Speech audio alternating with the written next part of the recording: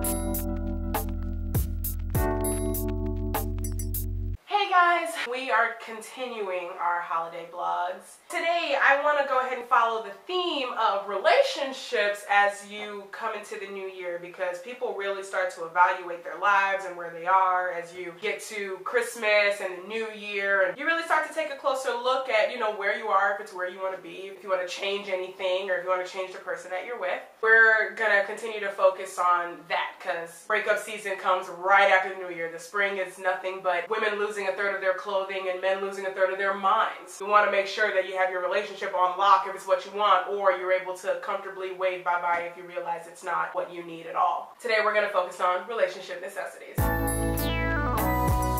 First and foremost, let me just say that right now, if you are in love, congratulations, because love, unfortunately, is rare. And the reason why it's rare is because we have too many people believing that you can fall in and out of love as easily as you can make a home-cooked meal. And that's just not the case. But if you're in love right now, congratulations. Now let me explain something to you. Love is not the end-all of relationships. People believe that, you meet, you date, you work at it. Once we say I love you, then you just expect at some point maybe marriage and kids will happen, maybe just a long-term relationship, maybe you'll streak naked in parks or something. However you express your love, that's great. But people think that that's it. That, once you say I love you, then the relationship's gonna be all gravy. Oh yeah, there'll be hard times, but we love each other. Love is not the end. If anything, it's the beginning. That's when the real work begins, once you realize that you're in love with someone. Your relationship could be going great, and then love drags its ass into it, and now you feel like you're in a fight for your life. Now, things could still be smooth sailing, but I need everyone to understand. Let's say your relationship is like building a house.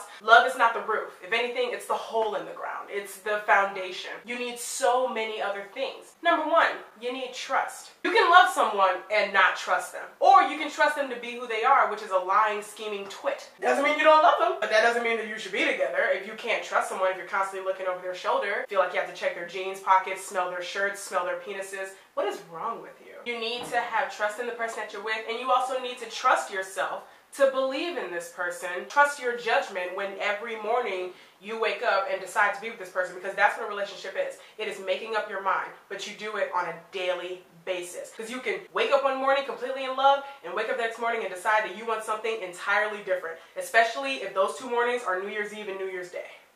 Second thing you need, loyalty. And people do not place a lot of weight on loyalty, but you need to. I need to know that if push comes to shove, you have my back above anyone else. Well, maybe not your mom or your deity or something. Unless your mom hates me, then yeah, I need you to back me when that bitch goes crazy. Loyalty is important. I need to know that if anything goes down, you will be there no matter what. Another important aspect, respect. There has to be respect there. No matter what the dynamics of your relationship is, if someone within the relationship does not feel respected, what is the point of them being with you? If you're treating me like your maid, your housekeeper, your child caretaker, your bill payer, your meal maker, all that other good stuff, and I don't even have a ring on my finger, are you out of your mind?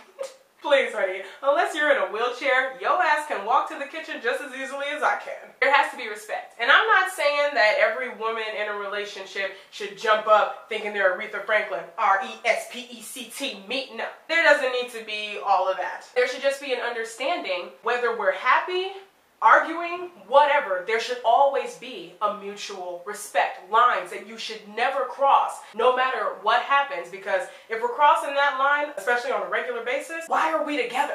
Another important aspect, faithfulness. Stop cheating on each other. Please, just if you're not happy, use communication. There's another important aspect. Open up your mouth and say so. And I understand that sometimes you might get caught up in a situation. Your relationship isn't going very well, and here's this other person whispering sweet nothings in your ear, because that's, of course, when you're wanted the most, when you're not available. That's always the case. But before you take that step in indulging in something new, ask yourself, have you even let your partner know that things aren't going well? I mean, if you've been opening your mouth and talking and nothing's changed, I'm not saying that it's okay to cheat, but at least it's more understandable than you suddenly out of the blue, oh well, I slept with someone else. What are you talking about? We just had our second honeymoon.